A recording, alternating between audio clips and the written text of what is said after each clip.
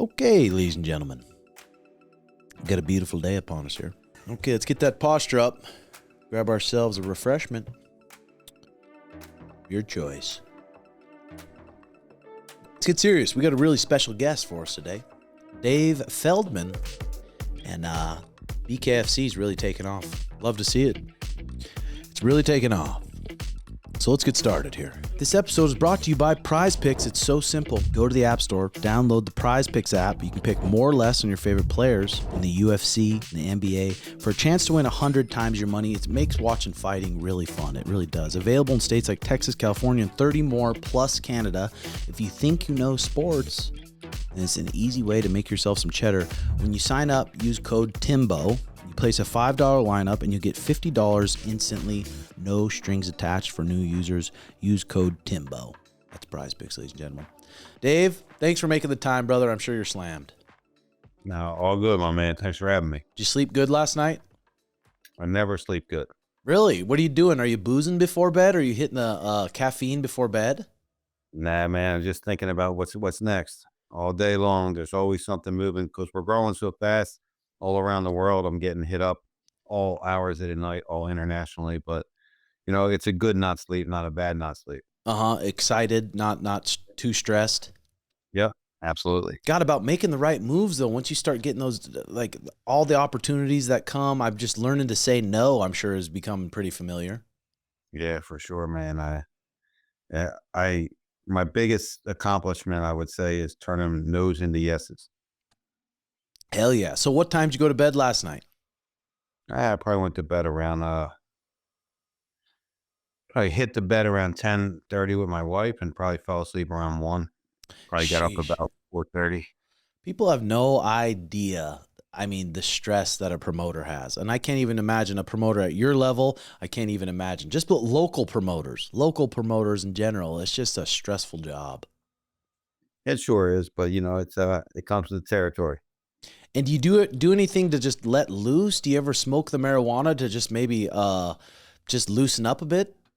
Yeah, I mean, chill with my wife, have a couple of drinks with her on the weekends, but no, man, I don't smoke weed. I don't do anything. I work out, I work, I spend time with the family, and then I work, and that's it. That's all I do right now. But you know, the fun will come, but you know, the fun has to be earned, and it's not completely earned yet. Yeah, for sure. So, I mean, not many people know it, but you had a boxing career early on. While you were boxing, did you have in mind, like, maybe I'd like to be a promoter one day? No, not at all. I didn't want it, not at all. And then I got done it for a while, and I started doing some.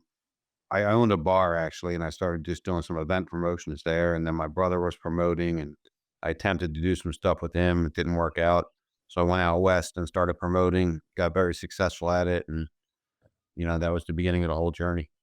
And you were promoting boxing fights at first? Boxing, and then I was one of the first promoters on the East Coast doing mixed martial arts fights.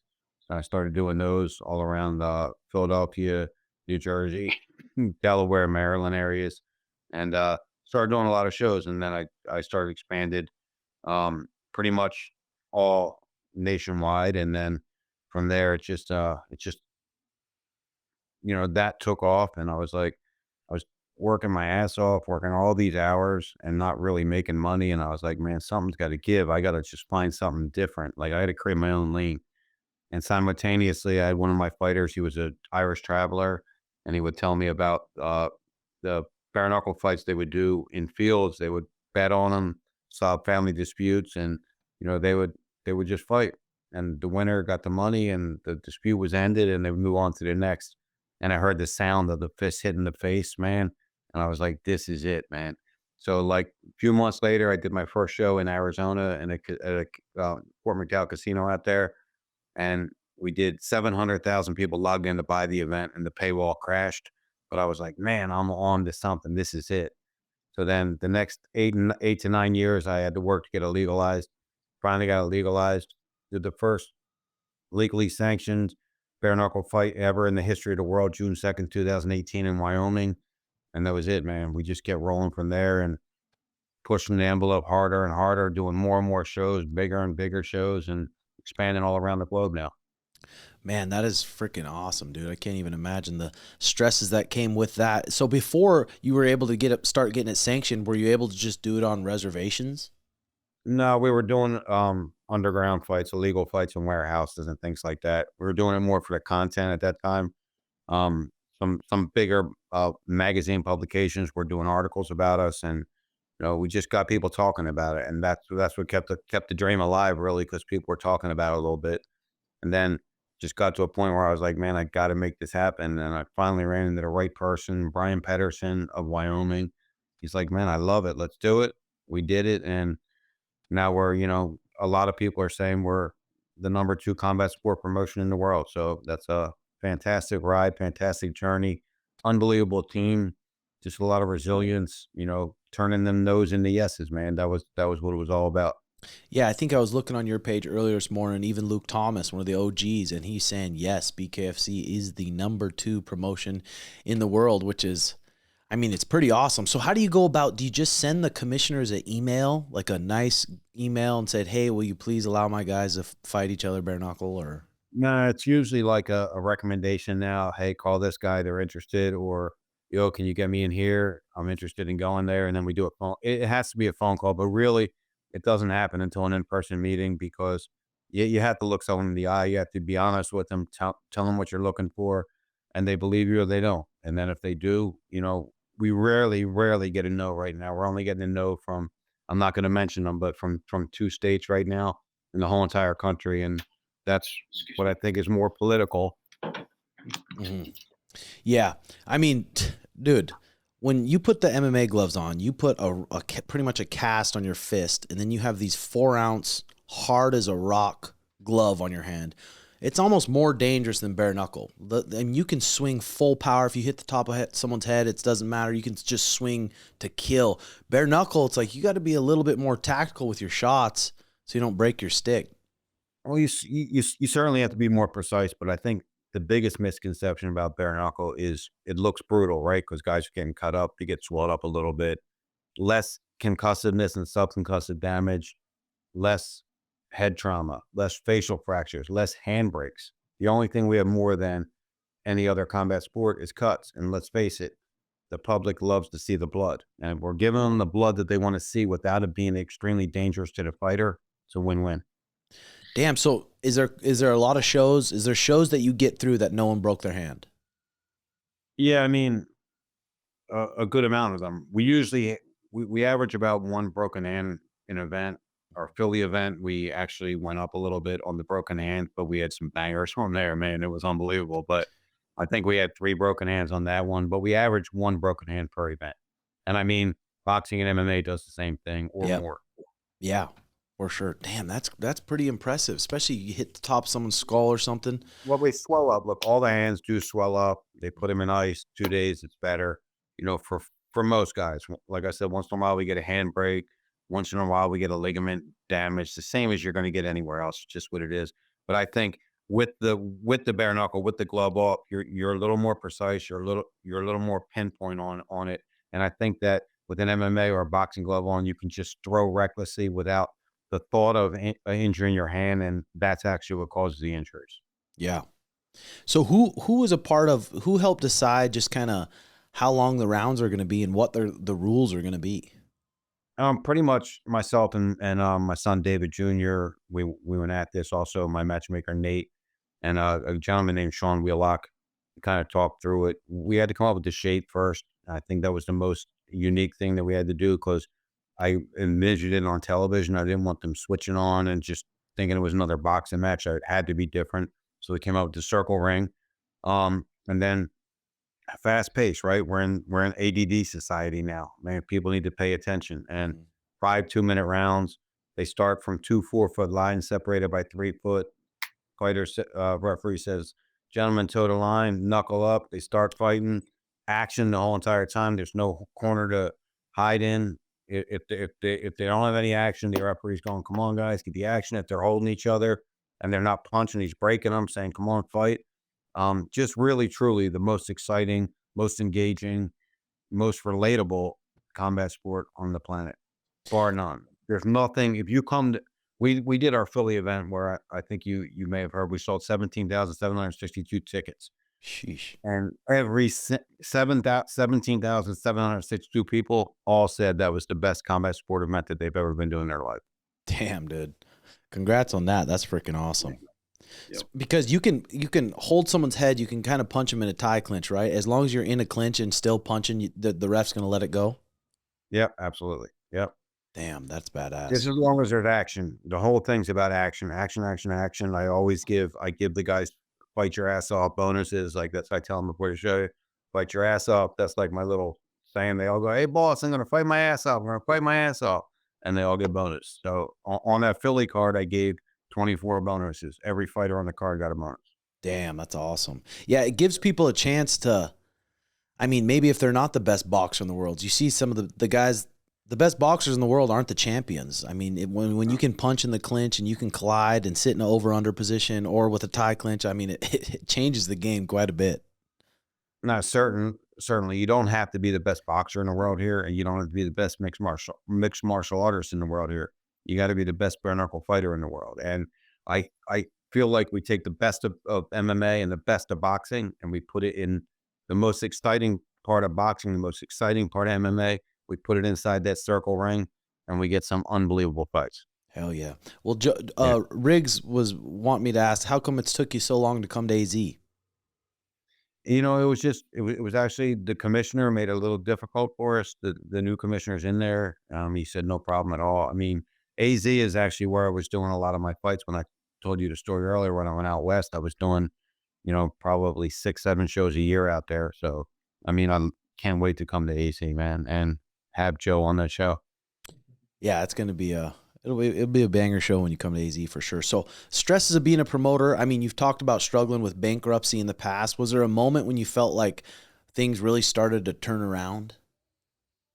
Yeah, I mean, but every time you think they're going to turn around, they don't turn around, right? It's just that's part of promoting. That's part of really. That's just part of entrepreneurship, right? Like you have to be able to ride that roller coaster, and eventually, it's going to be the funnest ride you've ever had. But until then, you're going to have a lot of scary moments, and we've had a lot of scary moments. I feel like in the past 6 months to a year, we've made them turns, and I think Philadelphia was the final turn we really needed to get everybody to really believe in us, to know that we can sell the same amount of tickets or more tickets than major combat sports promotions, and to understand that everybody really, really does enjoy, like, and appreciate what we're doing. And I think we turned the final corner on January 25th here in Philadelphia, and I think right now it's going to start getting fun.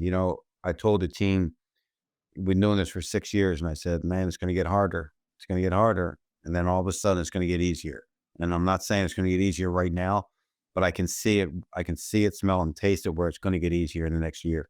It's just going to get there. We put our work in, we put our diligence in. The fighters fought their asses off. The team worked their asses off. And, if any team in all of combat sports deserve it, we do, man, because we've been put in the corner so many times. And so many times, if we would have quit, everybody would have said, yeah, I understand. You guys, did all you can do, but we found a way to make it happen. We found a way to navigate through the rough waters, and here we are. Yeah, that's awesome. So with your staff and stuff, how long have you been kind of building this staff? I mean, I'm sure it grows almost every show, but you got a staff that's pretty dialed in now? Yeah, man, we got, I mean, we're just growing. We're about to do 10 new hires right now. We have a core team here of 4 or 5 people that we started with that are still here. One person quit forever, and they came back. Like nobody quits here. They just don't leave. It's a fun place to work. Great team, great people that really understand what we're trying to do here. And if they don't, we get rid of them. And it's not like, oh, they're fired. It's like, look, you gotta understand the journey, understand the vision, or we don't need you. We don't need you to bring us down. Just people that are going to push people forward. And, I'm trying to instill that mindset into everybody here. And most people have it, and some people are learning it. But like I said, one person in 6 years quit, and they work for us again. So Yeah, I that's think we awesome. have a pretty good thing here. What was been your most like scared moment in the BKFC? Was it before a show? Was it, I mean, someone getting hurt? What was your most like fucking A's? This is make it or break it this show. I think it was 2. It was, I don't want to say how soon it was, like how close it was to us right now, but 2 days before the fight, not having the money for the fight and figuring out how to get it, Uh, and I'm talking millions of dollars, not yeah. like thousands of dollars, figuring that out. And we had an unfortunate passing of one of our fighters, Justin Thornton. And when that fighter died in the ring, or not in the ring, but he died 6 weeks after the injury he sustained in the from a ring. So Mhm. I cleared it up a little bit. He actually died of injuries that weren't from getting hit, but he had what was called a diver's fall. He had complications from that, and he passed away 6 weeks later. And that was probably the scariest moment of my entire professional career, because not just like I was like, oh shit, what are we gonna do now? It was like, man, like someone lost their life under my watch, man. And like that was hard, man. That was hard. I remember getting the news and going home and crying for like 5 hours, man. Like just like, man, this is unbelievable. And then everybody around me was like, Dave, man, we all did the right job. The protocols are right. We did the right medicals. Everything was done right. It was just an unfortunate accident. So that was probably my scariest moment, other than, not almost not being able to do a show that I had 12,000 tickets sold for. Yeah. Oh, fuck. Yeah, that's crazy. So structuring a deal, I mean, people like Suga, it's so, his deals are so big and it's such a big thing just getting a deal done with him. I can't imagine what it was like structuring a deal with someone like Conor. It honestly wasn't that hard structuring a deal with him. I'll be honest with you. He came to a fight. He was a fan. Like, it was unbelievable. He came to our fight when we did Mike Perry versus Luke Rockhold and Eddie Alvarez versus Chad Mendez, and he was like, "This is the best thing I've ever seen." Then he sponsored us with his stout, Forged Irish Stout. Then he just kept watching the shows, coming to the shows, and I pitched to him actually. I'm like, "Yo, why don't you just invest in us?" And it was easy. It's actually easy. And I was just talking to one of the other guys here with me, David Tetro, one of my main guys that works for us. He was actually the former president of Golden Boy Boxing, and he's coming on board with us. Or has been on board with us, but coming on board officially. I was talking to him about Conor now, and I was like, he's the best salesman I ever met in my life. Like, what a consummate professional, studies it, researches it, knows what he's talking about. Obviously, he has, scary moments when he, living a fun life, and he has scary moments for everybody. But at the end of the day, he's a loyal guy. He's a good dude, and he's smart as hell, man. And he's promoted this company like no one I could ever even imagine. Yeah, that's pretty fucking cool. I definitely do think it brought it to a whole nother level. Him just going crazy Sure. about it, all the viral moments and everything. Yeah, man. Now we just got to get him to take his gloves off and step into the ring. I can't imagine how that like hard that's gonna be, especially with the UFC, dealing with the UFC, because the Yeah. UFC would want to be part of it in some way, and I'm sure that would be just a. Is it possible? I mean, it's possible, just what you said. Only if the UFC is involved, then I would welcome that involvement. So if they wanted to get involved and they wanted to do this, they don't need us to do it, right? They don't need us to have a Conor McGregor fight. But if they wanted to try something different, come on, let's go, guys. Let's make a deal. Yeah, he's got those big fists too, like big fists made for bare knuckle. He'd probably fuck some people up in bare knuckle. I think pound for pound, in MMA, he's got to be one of the hardest punchers pound for pound. I mean, he just disintegrates guys when he cracks them the right way. Yeah. Okay, brothers, today's video is brought to you by VIIA Hemp. VIIA gives you the freedom to blaze your own trail, and it's federally legal across the U.S. Get hemp products discreetly shipped to your door, whether you're recovering from a hard grappling session, a hard lifting session, or you're getting ready to scrap on the mats. VIIA Hemp has you covered. The organic hemp is grown without pesticides or harsh chemicals. It's just a real quality product. It is, and you can feel it. So I'm going to use myself a little flow state, get my brain going here. It's got 20 milligrams CBD, CBG, alpha GPC, and lion's mane for the brain. Let's get focused. Check it out. Link in the description, and use code TIM for a clean 15% off. Yeah, he does. Who would be your dream opponent for Conor in BKFC? Right now, I mean, if you go back a few years, I before he was even partners with us, I was going, man, I would love to have seen Conor McGregor fight Floyd Mayweather in BKFC, because I think it's a different outcome. I Yeah. think if he can grab the back of the neck, if he can clinch, if Floyd can get hit with the hard part of the fist, I was like, man, it's a different outcome there. But right now, I mean, you know, there's a lot of guys out there really, but I mean, the guy on our roster, him versus Mike Perry, I think would make a lot of noise. Him versus Robbie Lawler, him versus Ilya Taporia. I think that would be an amazing fight. They both can bang. I think he's one of the best boxers in the UFC. So, I mean, there's a lot of great fights out there for him. But I mean, you know, he's a legend and deserves a legend fight. So, I'd love to see a rematch with him and Floyd Mayweather.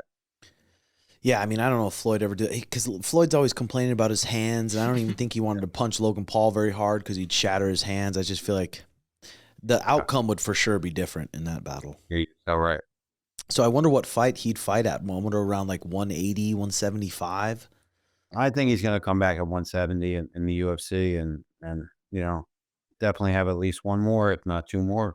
And if he has two more, then he's a free agent. So we'll see what happens. But, you know, I know I just did a call with him literally 5 minutes ago, and I tried to reschedule, and he said, well, I'm going to be training for the next 2.5 hours. So call me after that. So he is training. He is staying in shape. He is getting ready. And who knows when he's going to make that call that he steps back into the octagon. Hell yeah. So you recently announced that the BKFC is going to do a $25 million tournament. Can you tell me a little bit about that tournament, and where did you even come up with the idea to take such a huge project on like that? Holy smokes. You know, man, I said this on a different podcast. I think entrepreneurs, they jump off of a building and they build a parachute on the way down, man. And I literally was doing the year-end interview. I was feeling really good about the year. I was like, man, we're kicking ass. We're doing this. We're doing that. And the guy was like, you got anything exciting for 2025? And I'm like, yeah, man, I'm going to do this $25 million world's baddest man tournament. You know, after the show, I was like, man, I just announced that. I didn't even have it planned yet. I didn't have it laid out yet. I was like, man, I was so excited about it. So we're actually about 7 days away from announcing the whole entire structure and the locations of it now. So we are there. We are funded for it. We're working on our platform partner. I'm hoping, and I think it's going to land on DAZN. And I think that it's going to be an amazing thing. I know we're going to get thousands and thousands of contestants wanting to qualify for that. I mean, it's going to end up into having a pool of 64 fighters over 10 events, and then we'll crown the winner, second place, third place, and fourth place, and then we'll have a slew of future BKFC, you know, future stars for us that we're going to develop through this tournament. But we're really doing a worldwide search. It's going to be an amazing project. I really can't wait, because I can't wait. You know, kind of like American Idol. Like, I want to see the baddest fighters in the world, like the baddest singers in the world, and then I want to see the ones that, you know, can't fight at all, just that are coming out to see if they could be a part of it. I think we're going to get some great bloopers as well. But I'm excited about it. I'm excited about launching it. I'm excited about the official announcement of the whole structure of it. And I think it's really going to change the fight game. Dang, you might have to head down to Francis Ngannou's tribe and see if you can't find a couple of them fellas to go at it. Is it going to be an open weight? Is it going to be so it'll be pretty much a heavyweight then, huh? And we're going either 135 to 165 or 175 to 275. So we're doing either one of those. I mean, it's leaning more towards the heavier side, because that's what people really want to see. So I think that's where it's probably going to end up. Man, that's crazy. Have you been keeping up? Oh, sorry. Go ahead, Nick. And will you have, you know, guys like Mike Perry, maybe even guys like Ben Rothwell, guys that are in BKFC now, Eddie Alvarez, fighting in this tournament? Yeah, I mean, they're all welcome to qualify. They all have to. I mean, if I have a champion, I'm not going to make him qualify. But like a Mike Perry, he would have to go through it because he's not a champion. But I mean, how fun would it be when we talk about the open weight class? Like, let's just say a Mike Perry fought a Ben Rothwell. Like, that's fun just thinking about it, right? Because you go, Ben's too big for him. He's probably going to crack him and knock him out. But then you go, man, Mike breaks people. Would it be cracks Ben with a good shot? Like, it's exciting, it's intriguing, and it gets people, you know, really looking forward to this. And I think there's so many possibilities. But yes, all the fighters on the entire roster, and any roster that aren't contractually obligated, are welcome to sign up for this event and you know, go through the qualifying process. And so will the winner receive $25 million? Winner will receive 15, and the rest of the top 8, the other 7 guys are going to receive the remainder of the 10 million. So it'll be $25 million for the final event, but the winner will walk with 15 million, the highest prize in any fight tournament in history. That's so badass. So when it comes to reaching out to these platforms like DAZN or even Netflix, Hulu, and Amazon? Do you just shoot them an email, or do you just like? Now we have a broker that works with us. He's very well connected. DAZN was actually done through the guy I just mentioned, David Tetro, that works with us. But we have another guy that works on other things. But we've got a great relationship with DAZN. They really help blow us up, and we want to help blow them up even more. So, we're hoping that really everything lands on there, and we're going to know soon. Man, that's freaking exciting, dude. Seriously man. exciting. So for people, say a young buck who want to start their own promotion and be a promoter, you have any advice to give them? Yeah, get another job. Yep. That's a good answer. That's a good answer. Now, really, man, look, if you don't, you've got to have very, very thick skin here. You've got to be able to really just endure a lot of bullshit, man, because I'm telling you, like, I don't think many people could have taken the ride I've taken personally, my ride. I don't think many people could have taken that in the business part of this. I mean, so many ups and downs, so many false promises, so many days where you're like, I'm bankrupt. What am I going to do? I got no money. Like, I literally got no money left. What am I going to do? And then you go out and find it. You go out and find new partners. You go out and find new sponsors, and you go out and find,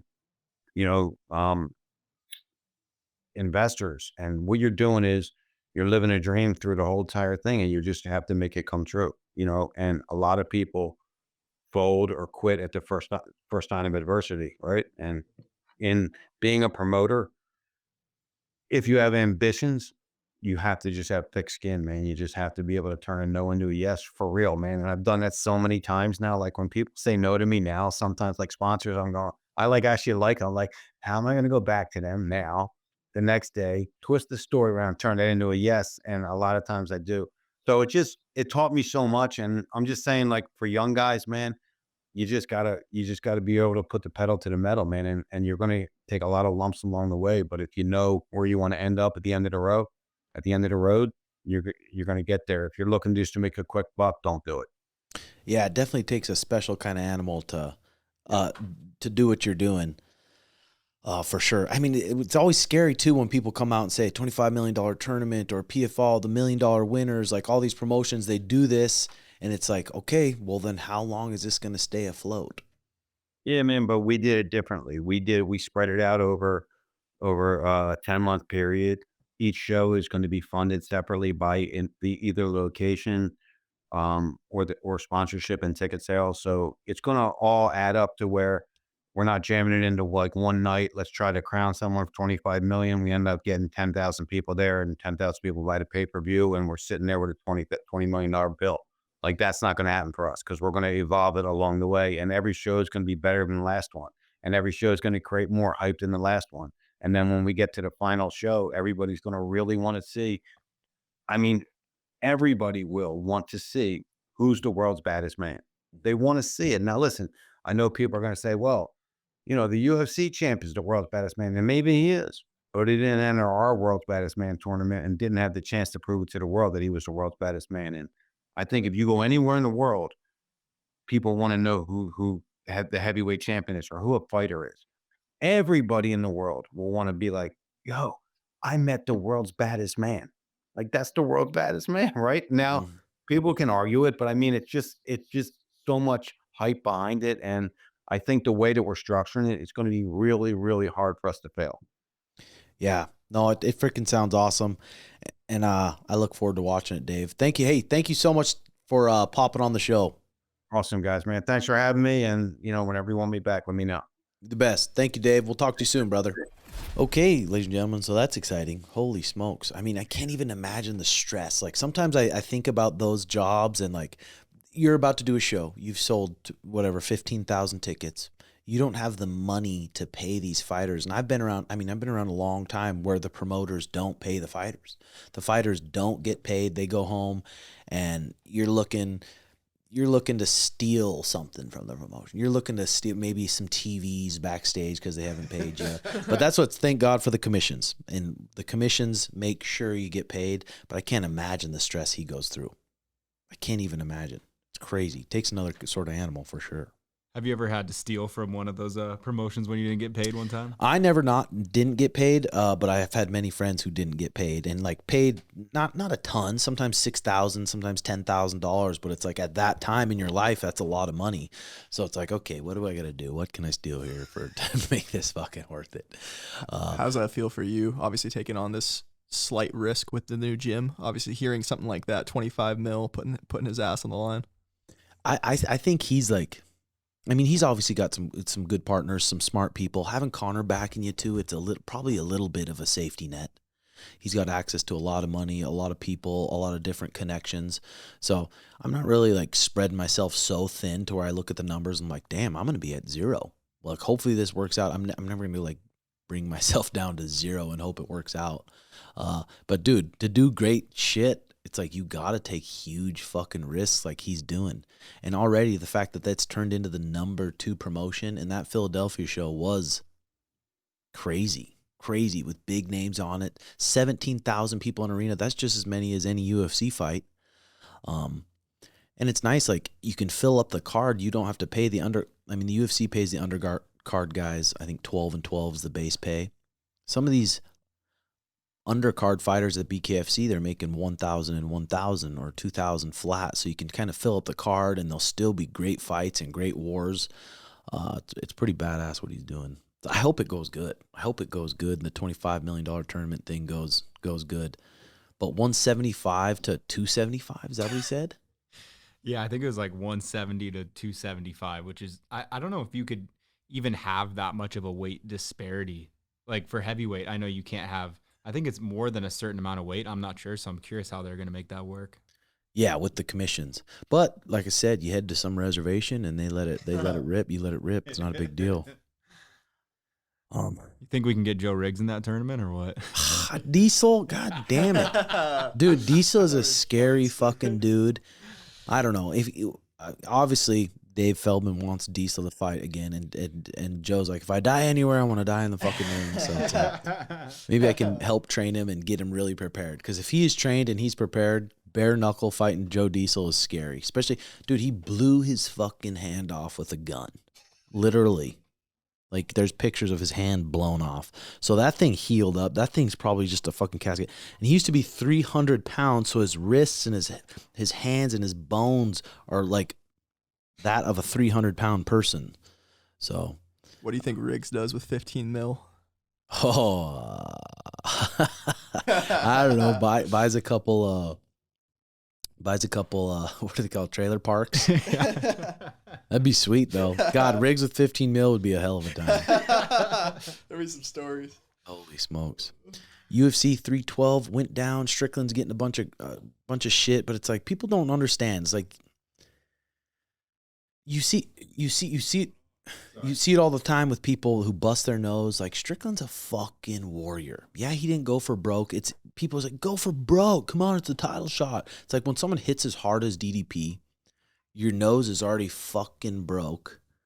And I can't even imagine how it feels. I've thankfully never broken my nose because I have like a flat nose that flattens. But he broke his beak, clicked it back in, got it hit some more, broke it more, and just stayed tough, stayed in there for 5 rounds, didn't get it done, and DDP is the champ.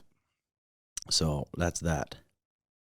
And Weili Zhang, no one's fucking with Weili Zhang, for sure. And Pereira says about the DDP, this man is just too small. Alex Pereira's reaction to DDP, called at 312. Yeah, but if DDP fought Alex Pereira, he'd probably walk in there about 215. Pereira's probably 235. So it's still a pretty big difference. If anybody could do it, fucking DDP could do it. Yeah, and they're all saying that DDP said it, UFC said it, that Khamzat's going to be next. Kind of how do you see that fight playing out? I mean, dude, Khamzat comes out there and he makes it a sprint. You cannot sprint at the pace he does for 25 minutes. I feel like DDP's a good enough of an athlete. He's smart enough a guy. His neck's really big. Like, it's not going to be easy to get under his neck and connect his hands like he did against Robert Whitaker and smash his face. But he's going to have to match his pace. He's going to have to match his pace that first 2 rounds and then see who can swim in the 3rd, the 4th, the 5th round. But you're making a bet on yourself when you come out with that pace. You're like, fuck, I'm getting this guy out of here. I don't give a fuck. I'm coming forward. But it gets in the third, the fourth, the fifth. You saw it with Usman because they fought at 185, right? They fought 3 rounds at 185, I believe.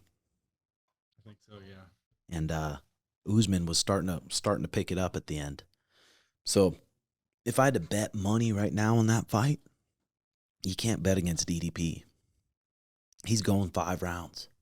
And until you see Khamzat, how he lasts after the 5 rounds, I mean, it's hard. It's going to be hard to bet against DDP.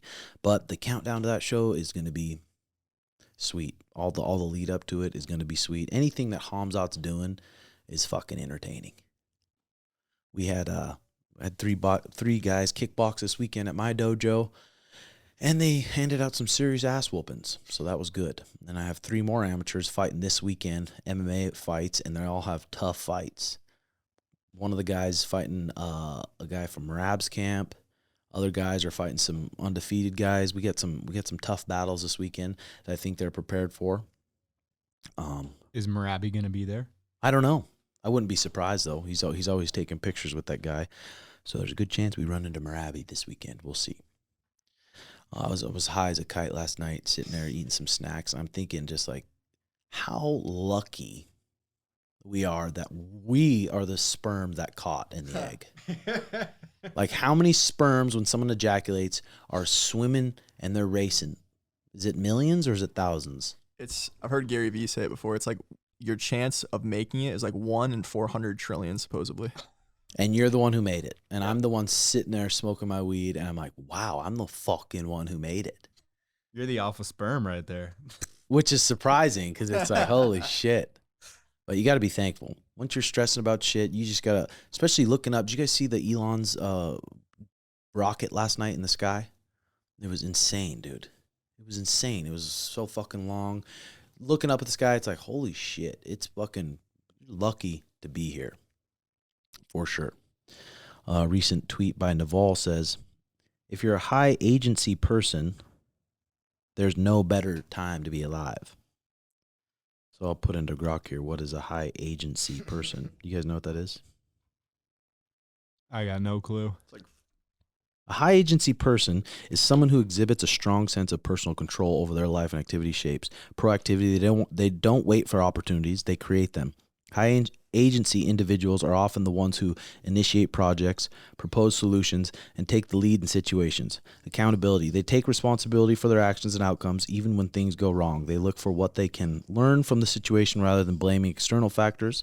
When faced with challenges, they engage actively in finding solutions rather than dwelling on the problems. They often think outside the box and are not deterred by failure. Resilience, they bounce back from setbacks with a focus on what they can do next to move forward. They see failure as a feedback rather than final judgment on their capabilities. Self-efficacy, there's a strong belief in their own abilities to achieve their stuff. This self-confidence isn't blind optimism, but is grounded in realistic assessment of what they can achieve through effort and strategy. Influence. High agency people tend to have an impact on others, often inspiring or motivating them. They can lead others not just through authority, but through example and persuasion. They often have clear goals and a vision for the future, which guides their actions and decisions. They're not just reacting to the world, but they're actively trying to steer it in a direction they believe in. Adaptability. They're flexible in their methods, but firm in their objectives. If one approach doesn't work, they're quick to pivot and try another. In essence, high agency is about taking charge of one's life, making decisions proactively, and being an active participant rather than a passive observer in one's personal narrative. This doesn't mean they control every aspect of their life, which is impossible, but they maximize their influence where they can. If you're a high agency person, there's no better time to be alive. Isn't that the truth? you've been liking Gronk more than Chat GPT.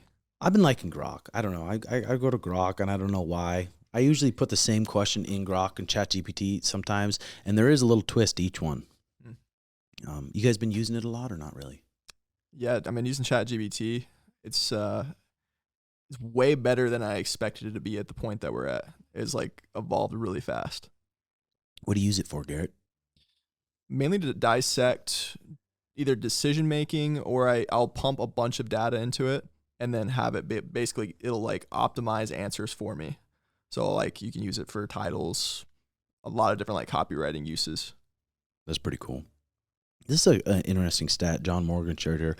Current UFC roster size per division. In the bantamweight, there's 84 bantamweights on the roster. Featherweight, there's 85. Lightweight, there's 102. Welterweight, there's 89.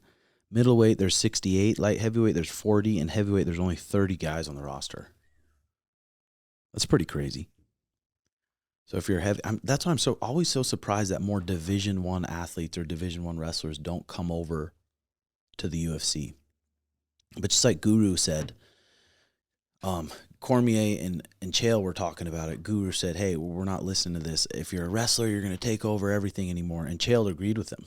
Like back in the day, if you're a Division I wrestler 20 years ago in the UFC, there's a good chance you're whooping 90% of the people's asses just with your wrestling. But nowadays, the guys are so fucking well-rounded now. Their cage wrestling is so good. Even in other countries now, their cage wrestling is so good. Their stand-ups are so good. The cage changes the game. You got to be so well-rounded anymore. Because there was a point, I think there was a point where it was all wrestlers as a champion. All good previous wrestlers that were the champions. And it's not really the case anymore. DDP, I don't think he wrestled. Did he wrestle on his Wikipedia? He comes from a kickboxing background, so I think he was actually in K1, he said, and then he just kind of learned to grapple eventually.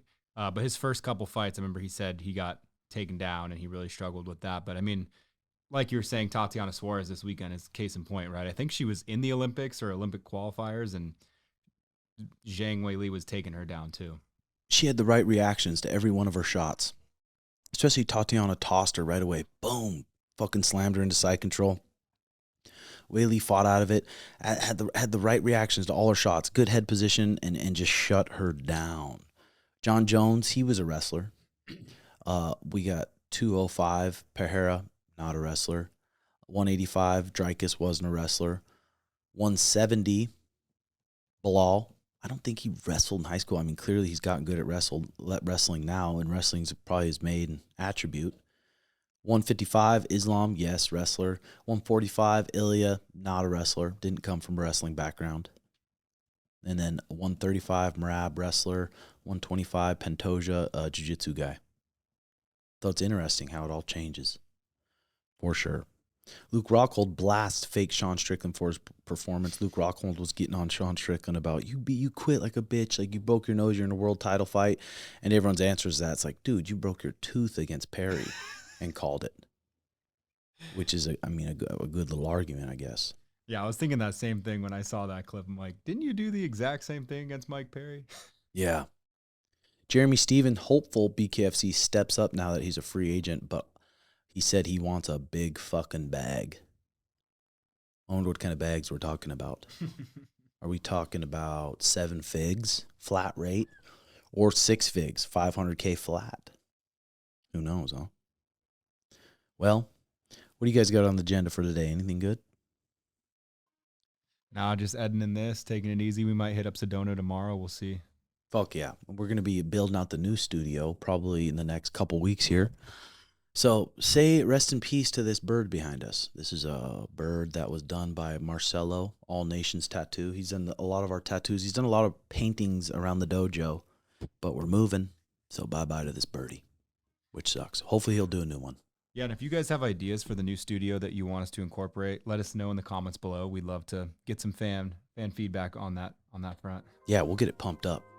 We'll get it pumped up 100%. But I hope you guys enjoyed the show. Thanks for watching, and we'll see you guys next week. Love y'all. Bye-bye.